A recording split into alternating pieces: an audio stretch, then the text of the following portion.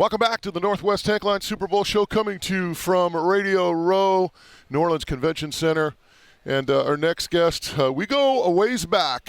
He's the big time now, but he made time. Hold on, I'm going to tell a story. He was walking around here. He was going to leave. And I said, we're kind of leaving a little early. He was going to come back in the afternoon, and he made a special effort to come over here and say hi to us before he leaves, because we won't be able to do it this afternoon. Nate Burleson from CBS, former Seahawk. How you doing, brother? What's up, baby? How you doing? You good? I'm good.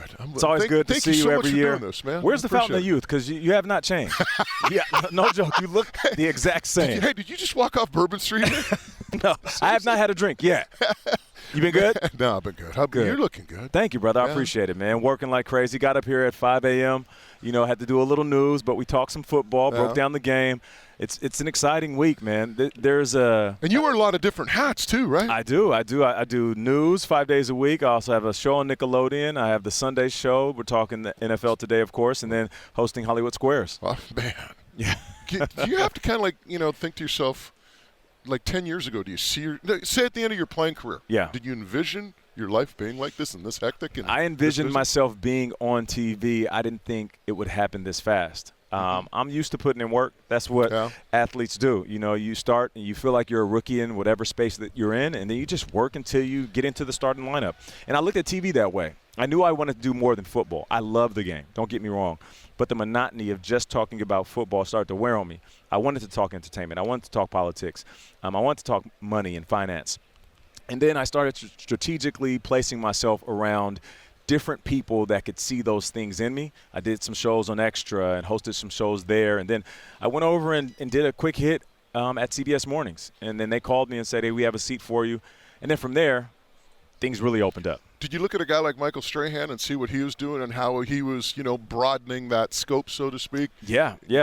Early influences, Ahmad Rashad, being a football player and transitioning into basketball and being on TV. I think it was the NBA Live or something, whatever the show was he had in the 90s. I saw that, and I'm like, okay, so he played in the NFL, but he's talking about the NBA. Nobody cares. Oh, that means that I can go into any space I want as long as I know what I'm talking about.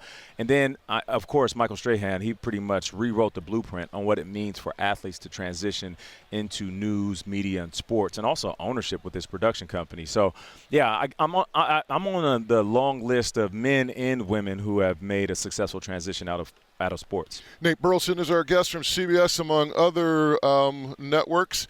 Hey, I was reading something recently, and I was a little disappointed. You were talking about the jewelry that you wore when you were with the Seahawks, I guess as a player in the league, but, you said it was all fake. Yeah. But hold on. This is where I have a concern. I'm not worried about the fake jewelry. Okay, what's up? All right? Like, when you were on the Hawks, you were the best-dressed guy on that team. Cameron Meebane might have taken a run at you. Yeah, Meebane. Shout out to Meebane. Meebane, he was a good dresser. Yeah. But you were the best-dressed guy on that team. Yeah. Please tell me those weren't knockoff suits. No. Those cost me. Those cost me a lot of money. Good. Actually, too much money. I was paying like $10,000 a suit. There was a guy that met me and ripped me off. As a young black man who didn't wear a suit, didn't own a suit. He came in and he just overcharged me. So I know how to buy a good suit at a good price. But back in the day when I got drafted, what I like to call it, I bought the athlete starter kit. I got the Escalade with the rims, and I put the speakers in it. And then I went and got the fake chain and the fake watch. Okay. Now, after earning some money, I realized, it's better to invest in a nice watch and not put diamonds in it because you're going to devalue it. And it's better to buy a car and keep it stock instead of putting big rims on it. So it just comes with maturity and making some more money along the way. Of course. The thing is with those Seahawks teams, some great teams, one that went to the Super Bowl and, of course, lost to Pittsburgh. Yeah. You always hear that expression, you walk together when you win a championship. No doubt.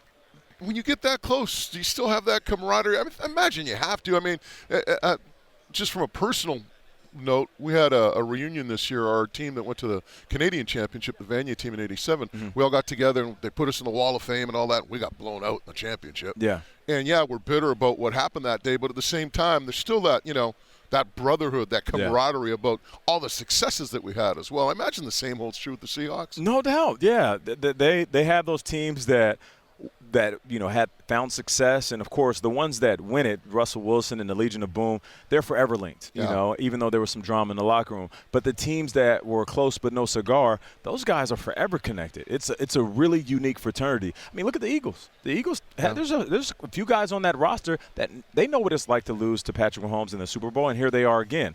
But then on the flip side, there's some teams that completely blow up after you lose the big game. I mean, you look at the Cincinnati Bengals. After getting to the Super Bowl and losing to the Rams, they've never really been the same.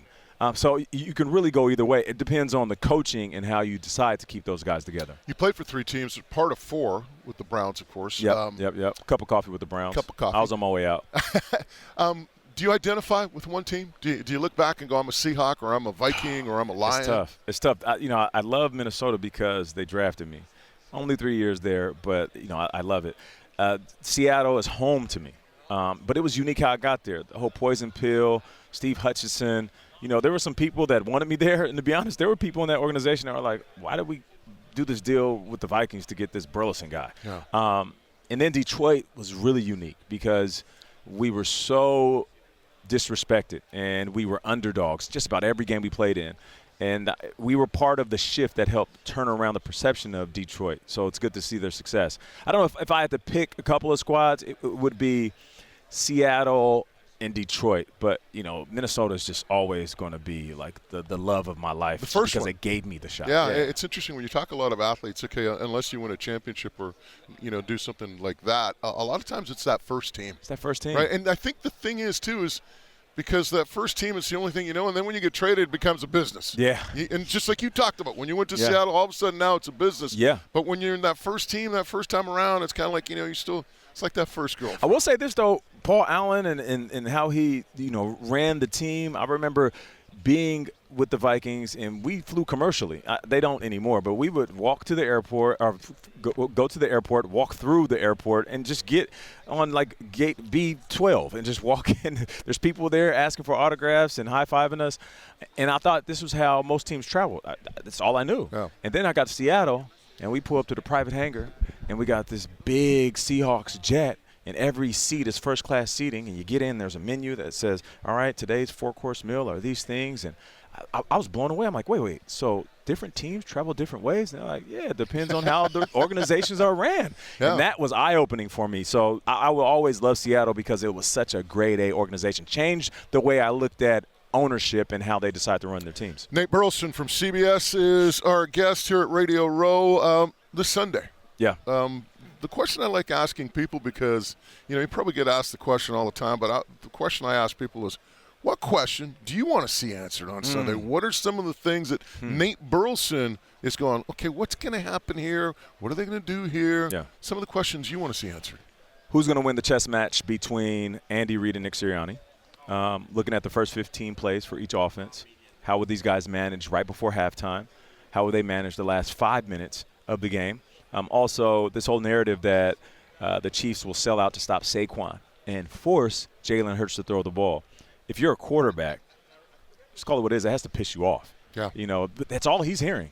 Oh, we'll just stop Saquon, and we'll make Jalen Hurts beat us. Hey, and it's not like they have bad receivers either. Right. You got A.J. Brown, Devontae Smith, a host of tight ends and running backs that can catch out the backfield. So, that's the question that I want answered. How is Jalen Hurts going to respond to, the Chiefs really selling out to stop the run?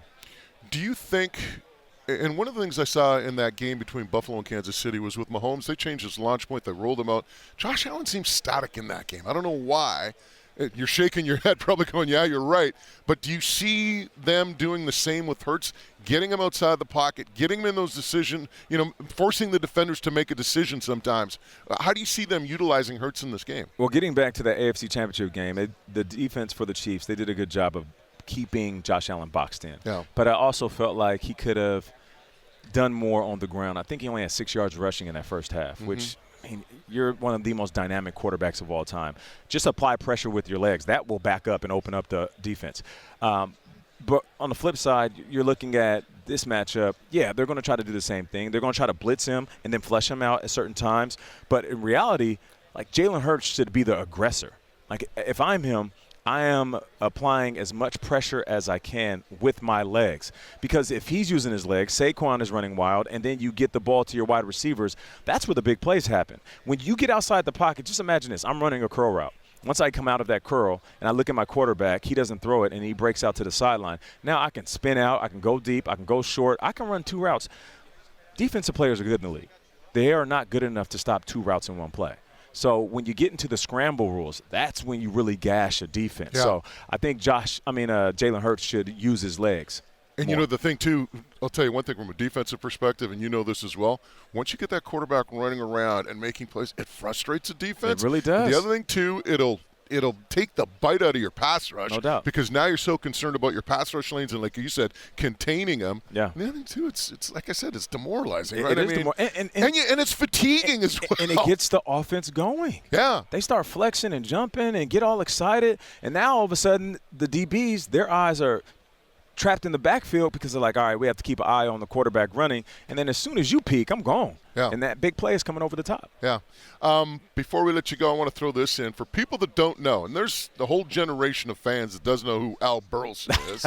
Yeah, shout out to Pops. Yeah, you got to give Calgary Stampeders, baby. Calgary Stampeders. A lot of people that don't know, you were born in Calgary. I was born in Calgary. You were born That's red right. and white with the Stampeders, That's right? right. Calgary, Alberta. That's why I have the maple leaf tattooed on my body. Listen, the reason that I am who I am today is because of my father playing in the CFL, not the USFL, not necessarily the University of Washington, not Balboa High School where he was, because I remember waking up one day, I was really young, and I just started rummaging through boxes, and I found the Calgary Stampeders box of all of his old memorabilia. Oh, wow. And I threw on his training jacket, his jersey, and it was just draped all over me. He had gloves and wristbands, and in that moment I said, I want to play for the Stampeders. Because I didn't know the difference between the USFL, the CFL, the NFL. And they got cool jerseys, too. They are so cool. Yeah. They are so cool. And I started chasing and pursuing a career in football because I wanted to be like my dad and wear that same jersey. So in another universe, in an alternate universe, Nate Burleson, Al Burleson's son, was a superstar receiver for the Calgary Stampeders. There you go. Well, I'm going to say one thing before we let you go, all right? The Calgary Stampeders have missed the ball on bringing you and Pops back to Calgary because they should. Yeah. You know, a little promotion. Hey, we've got Nate Burleson, his dad played, you know, big VIP weekend. My CBS producer is right here. His name is Joey. No. I got No, listen. He actually pitched the story to me a couple of weeks ago. He said we should do a Father's Day story of you and your dad going back to Calgary. There you go. Hey, you come up to Calgary, there you go. Say, hey, anybody with this Dickinson, you listening right now? I want to cut on this. Hey, one thing, forget the Calgary guys. Yeah. I got the perfect promotion. You come up to a Lions game, and we got an owner that'll do this. Yeah. We come up to a Lions game, halftime, special one-on-one feature. It'll be like, you know, like Tyson versus whatever, like, you know, these guys, like they're fighting in the 50s. Yeah. You run the route, Ryan Phillips covers. Oh, my guy, Ryan Phillips. Oh. RP versus Nate Burleson. I'm down with that. That would be pretty cool. RP, I know you're listening. You want this smoke? What's up? You know what I'm saying? Let's do it. Let's do it. I love it. You guys go back all the way to Seattle High School, he's a right? 206 guy. Proud of that dude. Yeah, he's done an incredible job, not just as an athlete, but now as a coach. There you go. Well, Nate, I know you got to run. Thank you so much. Really appreciate of course, you, man. Anytime. Like I said, for you to come back and sit down with us before you left, because you know we're tight on time in the afternoon. Really appreciate it. And best of luck and continued success with all of your endeavors. I appreciate it, brother. Good to see you.